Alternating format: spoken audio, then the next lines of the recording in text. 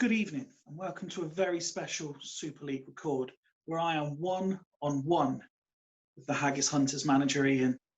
You may have missed the quarterly report blog, but we're going to sit down and have an extensive interview talking about matters on and off the field in no holds barred conversation. I'm looking forward to it. I hope you enjoy it. Let's get on with it. So here we are. Good evening, Iain. How are you, pal? Not bad. Fight for yourself, my man. Yeah, I am very, very well. Thank you for asking. I've got my festive jumper on and I am good to go. But this isn't about me. This is all about you and having your say. Let's start with happy things and what is going on the pitch. So you're currently third in the table. Perhaps a slightly inconsistent start, 4 wins, 1 draw and 3 defeats. You have conceded the most goals of the current top 6.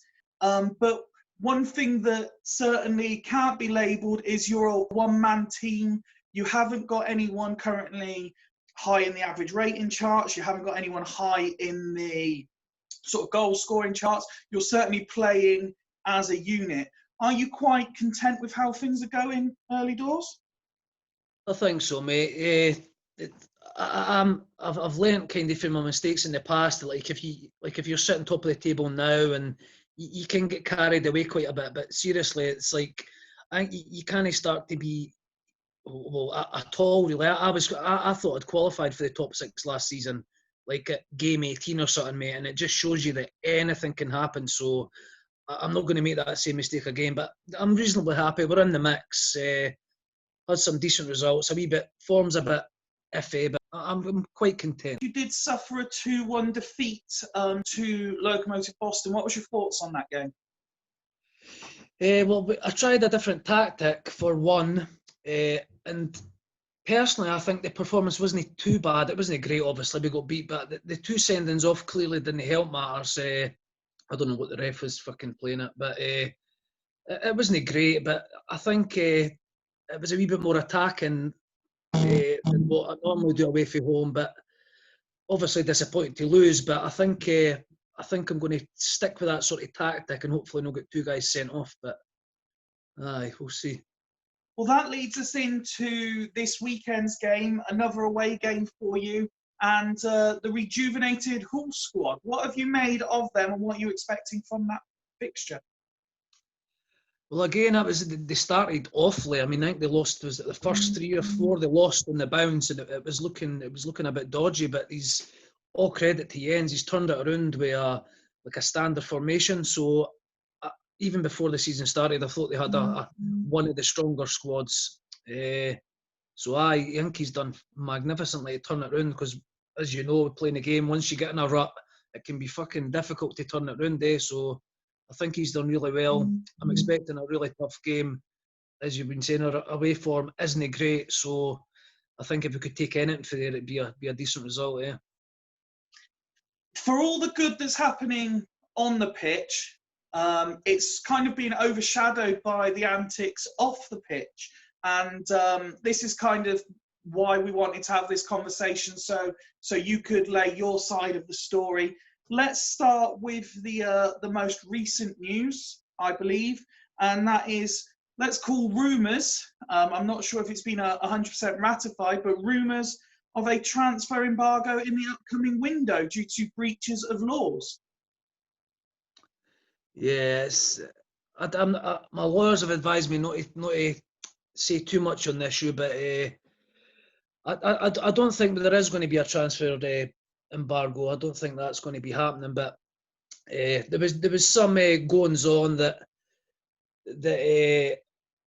didn't really sit well with me, just the way things panned out and stuff. But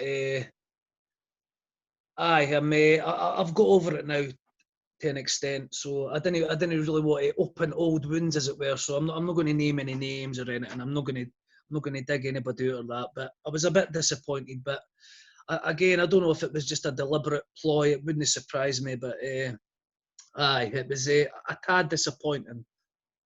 For those that don't know the story, and I came into this late when I was sort of catching up on what was going on, and I appreciate you're trying to be professional and not sort of calling people out. Just correct me if I'm wrong for anyone who doesn't know the story. It all stems from, I'm guessing your assistant manager, who seemed to be head of transfer negotiations, arranging a deal with another Super League manager, it being agreed, and then said manager pulling out of the deal after the agreement. Well, it was actually, the deal was actually concluded by myself and the other team. But I think my assistant, I kind of give him free rein in regards to transfers. So he's messaging everybody just fishing about to see what he can do. But the final say has always been myself. It's always been me that finalises deals and stuff. So this particular deal was finalised. Hands were shook. I've got the correspondence here, and everything was done. And then I think my assistant had messaged just hypothetically asking about another sort of deal, or what would happen if such and such we done this. And then the other manager in question has just basically used that as an excuse, just because he changed his mind and just basically went back on a handshake, basically, which I thought was quite poor. It's not how I would do business. What's the point of having a handshake if you're just going to, it just sort of it labels it. There's no point in having a gentleman's handshake. And again, if it was just a verbal agreement, I could have said, if said 80% done or something, then you can back out. But they shake hands and then have like a discussion for about half an hour on the pros and cons of the players involved. It reeked a wee bit ungentlemanly for me. But again, I didn't want to go too much into it because I might get bothered with the FA and stuff. So sadly, it is a well, let's put it fairly. Thankfully, it's not common practice, but unfortunately, it is one of the dark arts within the Super League.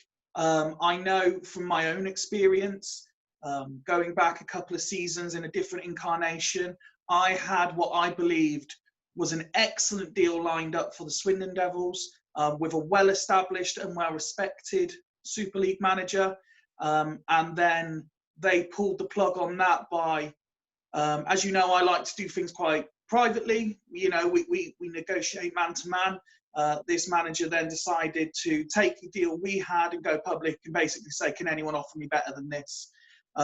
Equally, in the pre-season window this term, a manager had a deal with me, and we'd done a deal, we agreed. And then it was only about 5 minutes of that deal being agreed, they said, I don't want to do this anymore. And it does kind of think, well, I'm going through all that if you're not going to. We mentioned briefly there your assistant manager. You've also got a head of media this season. Now, I don't know, again, the full ins and outs. Mr. Rocks seems to have taken himself out of the equation until after the upcoming transfer window. I'm not sure if you can update us on that. And I know the media man, who has done an exceptional job with the fan Q&As, may have been reprimanded recently for his failure to appear in the quarterly blog. What's going on at staffing level? The Rocks, our sporting director, he just took a back seat. I think it was more just to remove himself from the limelight. I wasn't happy with him getting accused of sabotaging deals and stuff, because it was a nonsense, basically. I'd just like to reiterate, the manager was well within his, just a gentleman's agreement. I think when you meet me, you know what I mean. Listen, he's stuff, but I think he pointed with that accusation because he loves a transfer. He can't help himself, so that's his forte. So he's going to be involved.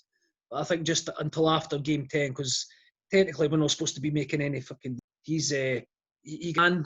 Tito Mourinho, his videos are fantastic, and he was like, he joins the shows, and he was like he likes to get involved. So I just basically said, do you want to get involved? And he does. He does. In regards to the midweek blog, was it last weekend, whatever it was, he said he was going to do it, but he basically just forgot. So that's all it was. But he was fully apologetic and stuff. But it's we'll let him away with this once. But if he does it again, he'll be getting caned. You have been the centre of a controversy, if you will, certainly central to not just a rivalry, but almost a split in the Super League.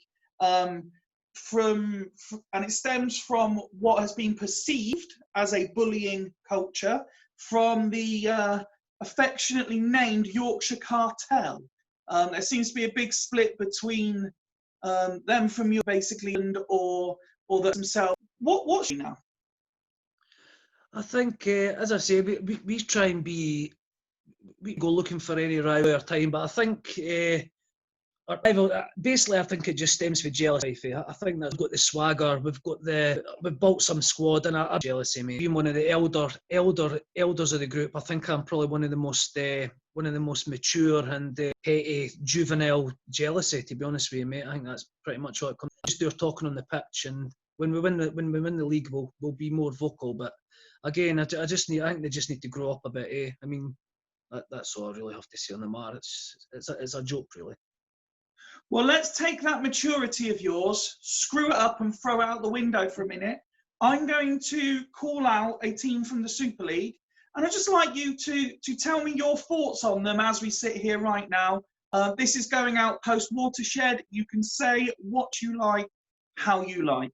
Let's start from at the top of the table where you are currently competing, and let's start with Bostock. Bostock. Aye, Bostock. There are rivals. There are rivals. The squad, I don't think it's that great. So that maybe gives a bit more kudos to the manager. But they've got some good players. They've got a couple of one of our ex big shagger up top. But I think the blowing the smoke up his arse is just way OTT, way over the top. I mean, he's had one, I would think, one challenge that's presented itself in front of him, and he got absolutely destroyed. We gubbed him 4-2. Let's be honest, it could have been 6-7-2 easily.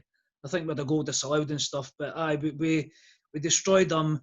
He's definitely getting carried away with himself, fucking trying to give me tactical advice and stuff, and it's laughable, really. Again, he's many years my younger, and I just think he just needs to. He's got that young enthusiasm about him, but again, he's once he's been there and done that, and I mean, I made the playoffs on my debut season as a manager. He did me. I didn't go on about it that often. I just think he needs to just respect his elders and respect a quality manager when he sees one, basically. So aye, that's all I've got to say about that particular team. Let's move on to Fulchester. They've got a great squad. They've got a fantastic squad. He's done a great job there. They were really unlucky last season. Again, I think he comes in for undue criticism. He's been one of the friendliest managers towards us, putting his hand out, and we've accepted that. I think we all know about the style of football he plays. He's a pioneer, really. The 2-7-1. Again, it comes in for loads of stick, but if you have a look at the amount of teams in the league that are using that said formation, it's a joke, really. He deserves a lot more credit as well. He certainly he's got my full respect, and again, I think they're going to take a bit of stopping this season, if you're asking me. I really do. Someone we mentioned earlier on in the show, Locomotive Boston. Aye, they've got a pretty poor squad. They beat us at the weekend there, but let's be honest, we were fucking down to 9 men. Again, another one that's getting a bit of smoke blown up his arse. He's a new babe. He was a fan of ours last season, but I think he's came out and he's been trying to prod and poke and stuff at us, and we're not going to rise to it. I think I think it just comes down to a bit of jealousy, to be honest with you, mate. Nothing special. I think he'll do well to make the top 6, if I'm being honest, but he's just a nothing club, really. I think they're definitely bottom 6 further, if you ask me. Nothing to be worried about for us, anyway. Your thoughts on the pre-season favourites, Gazelles? Gazelles, they were another one.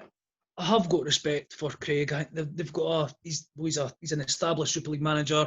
He's not really had the greatest of squads, if we're going to be honest, like in previous iterations. He's got a good squad this season. Again, the smoke blowing up the arse. Maybe not to the extent of others, but he's got a good squad. I was a wee bit bamboozled by him playing Agahiwa up front on his own, which I didn't really get, but he's got Cliver up there now. So they will make the top six.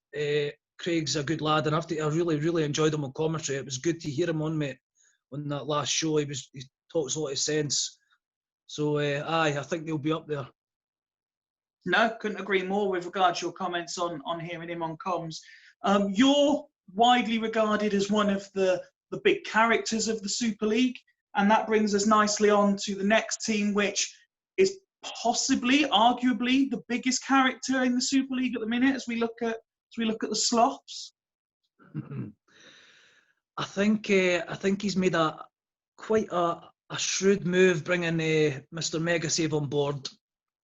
They've went. I mean, the signings just reeky Joe, don't they? Absolutely reeky Joe Palmer. The signings he's made. Rob, I love Rob. He's fucking mental, isn't he? I mean, it's funny because you've got like David Collins and Neil Scally and stuff, but I think Joe's wing backs are going to be Joe and Rob's wing backs. I think it's Zeriberto and Salahamidzic. Is that right? Is that who they've got? I think they're going to be key for them this season. And as we know what David Collins is fucking capable, he's mental. One of the chairman's favourites, and Neil Scally and that. But again, I think they could be worrying the top six, to be honest with you. The squad's decent, as I say. They've got that mix champ, sort of cheap players, as Martin would say, and a couple of good players in Zeriberto and Salahamidzic. Bank they will be definitely trouble in the top six, 100% in my opinion. Just before we look at the teams below the dotted line, picking up on a couple of things you said there with regards to Sloths, are you suggesting potentially that Rob's more of the face of the operation, whereas Joe's more got his hand up the puppet's arse? I think Rob's definitely wearing the trousers there. Joe, whenever you hear from him, I know you don't hear from him much. I think it's whenever he's allowed to speak. I think Joe's maybe been in a sort of Roxy kind of situation where he's been in, just basically got my squad together, and then Joe's just said, right, there you go. I don't know how much tactically and stuff it's involved, but I think Joe's definitely the receiver in that managerial partnership, if I can put it like that. Below the dotted line then, another team we touched on earlier, Hools. Hools, again, the start they made was poor. I really like Jens. He's another one that's been like friendly towards us, no immature pettiness. I mean, he's no jealous. He seems to know what he's doing. And again, the turnaround that he's made has been remarkable. I know we're early in the season, but it can be really difficult once you're losing to turn it around. So I think he's done a fantastic job. The squad, I mean, he's got Van Nistelrooy scoring, which is a rarity in the Super League, as you know. Shigalko scoring as well, again, which is a bit of a rarity. So he's got a really good squad. Four at the back. The formation he's using is something I was using a home save. That's what he's using. So whether he goes with the full season, I think he'll use it until he gets beat. But it's hats off to him. I really like him. And again, I think they'll be pushing for top six as well, mate. How about Leddersford?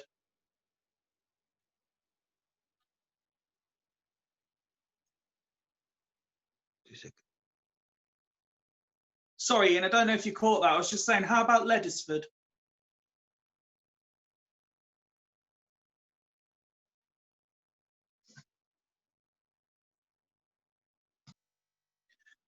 Sorry for the slight technical glitch there. You were going to go on about Leddersford, Iain.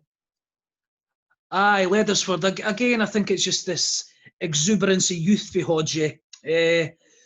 He's... I mean, he annoyed me last season with his fucking threats to quit and stuff. I mean, he hardly had it hard, you know what I mean? You look at yourself and other managers who really have had a hard time struggling at the bottom of the league. If anybody was going to quit due to performances, with the greatest of respect, it would have been yourself, Fifey, but you've showed the content of your character there, I think, and just stuck with it, mate. You get Hodge losing a couple of games and he's behaving worse than his fucking twins, you know what I mean? He's got a good squad. He should be challenging for top 6, but I think he chucks at these mental formations and stuff, so I don't think he'll make it. There's my prediction for the one that won't make it into top 6, Leadersford. I'm just going to sit back a little bit here and listen to your thoughts on the Devils. The Devils, well, as I was just saying to you, if there was any manager that was going to jack it, it would have been yourself, because you've had a hard time. I think you'll freely admit that you've had a bit of a shit time of the past couple of seasons. But I know you're not going to like me saying this, but I think this is probably the best squad, certainly since my time being involved in the league, because it's the best squad you've had to work with, best group of players. You've got Penza scoring, which is massive. He's scoring. You seem to, you've had a great start to the season. I think you'll agree with that as well. But I think you'll make top 6 if you can just keep that random tactics generator on a wee bit of a tight leash and just didn't go too fucking kamikaze. I think you'll make it, mate. But again, huge credit to you for sticking with it, and now you've came through the other side and you're doing well, mate. I will agree on the best squad I've had. I would definitely agree with that. Whether I agree that we'll make top 6, let's just keep a gap between us and bottom for now and see where we are at the halfway stage. Let's move on to not 1, not 2, but the 3 people spearheading the Dragons. Aye, it's a bit. I've not got any problem with having a couple of managers, as you'll know. I've got the Rocks, but I think I've let the Rocks like full on pick the team twice or something. I mean, it is still me. I know there's rumours and stuff, but it is still me that does the tactics and stuff. I'm more use Rocks as like a just bouncing ideas off him. But it's the funny thing is, I think when Jamie was in charge, they were getting fucking pumped, and it's when the other 2 boys have came in, they've started to get a couple of results. So I don't know how that looks on Jamie, but no, I think they've got a good squad. I don't think there's any really, really bad squads in the Super League, but that result just at the weekend there was convincing, albeit against not the greatest of opposition form-wise.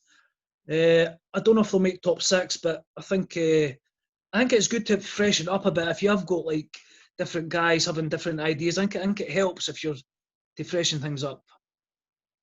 Next, we go from arguably the Super League's greatest fan to the Super League's latest import, and we look at Dudley and Steve. Dudley, aye, he's 1/3 of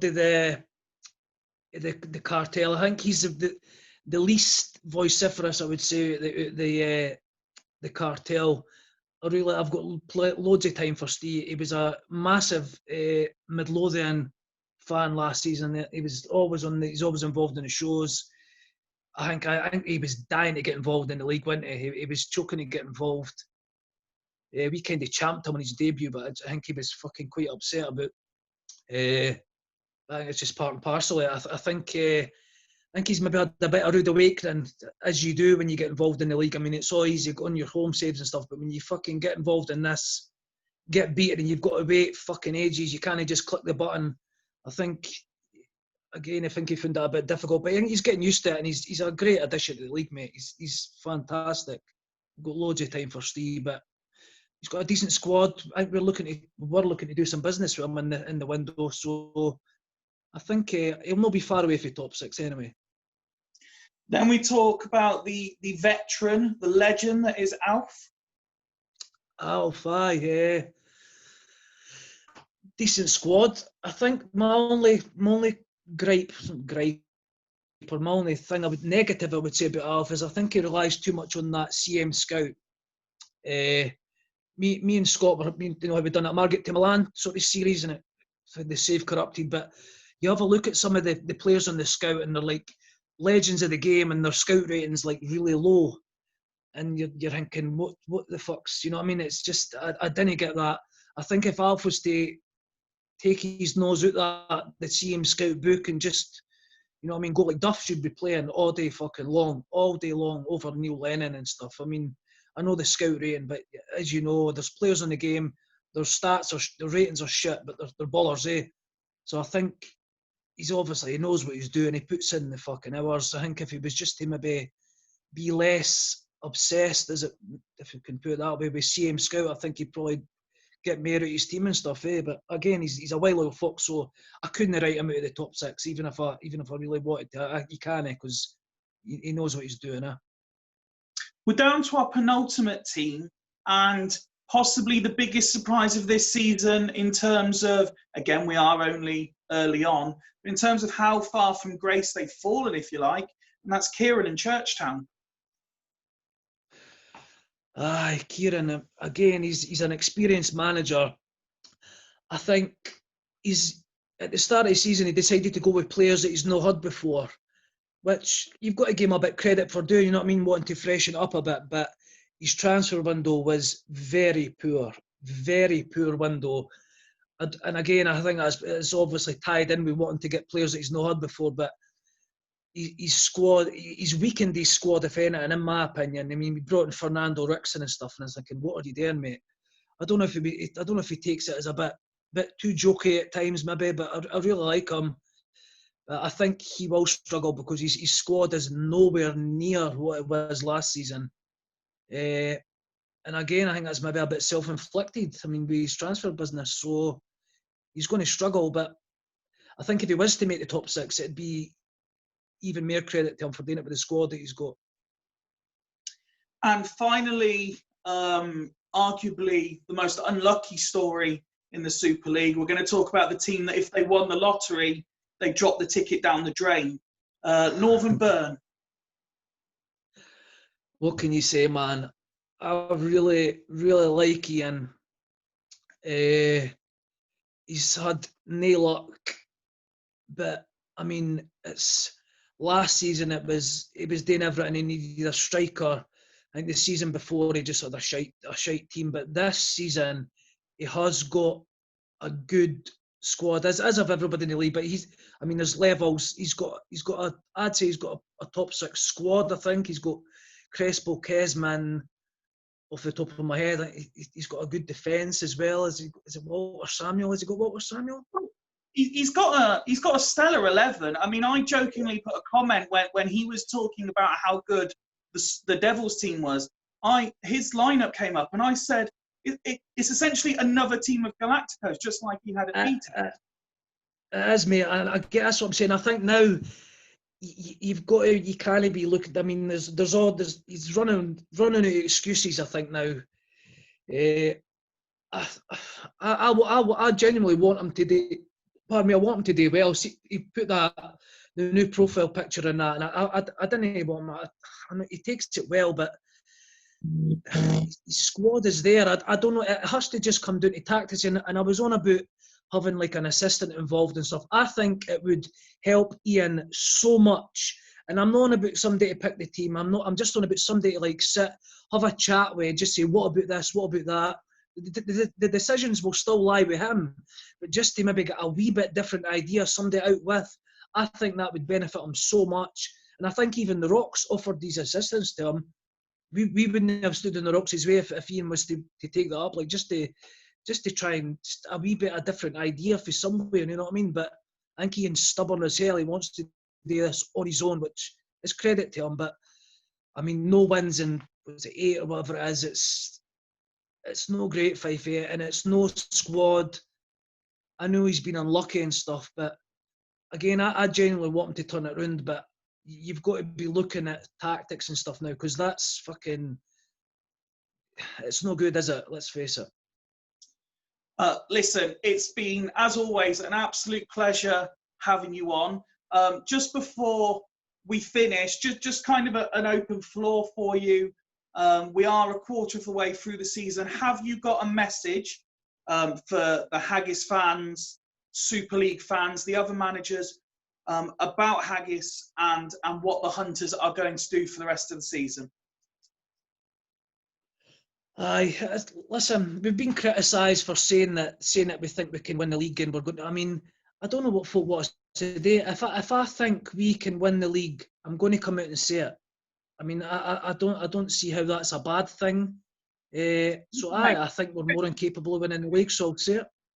I get criticised for saying I don't think we will win it, and you get criticised for saying that you do think you'll win it. You can't win. Exactly. You can't win, mate. I mean, I know everybody's got to have an opinion and stuff, but some it's just ridiculous. I think we're going to win it. I mean, the start of the season's not been as good as what I would have liked, but it's a long season, mate. I mean, even looking at Northern Burn, they could still go on a run, and they could potentially still finish in the top 3 easily, mate.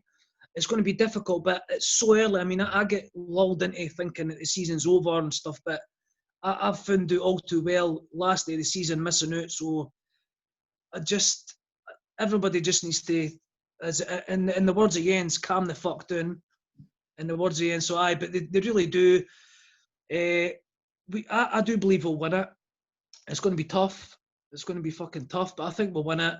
The cartel and our haters just grow up, basically. I mean, I'm trying to rise above it. I've tried to be a bit more withdrawn the night fight because I didn't want to get in trouble with the FA or that. So, as I say, I'm over it to an extent. But if any of the 3 of them ever set foot in Scotland, I will hunt them down and fucking beat them to within an inch of their fucking lives in the nicest possible way. It's always an absolute pleasure having you on. And if this is the last time, I'm not sure how many more shows we've got until the festive period starts. So if this is the last time we see each other kind of face to face like this, I want to offer you a cushy Christmas, pal, and thanks again for joining me this evening. You too, Fifey, mate. Have a great one, mate. Brilliant speaking to you. Take care. For the rest of the season, mate. Cheers, buddy.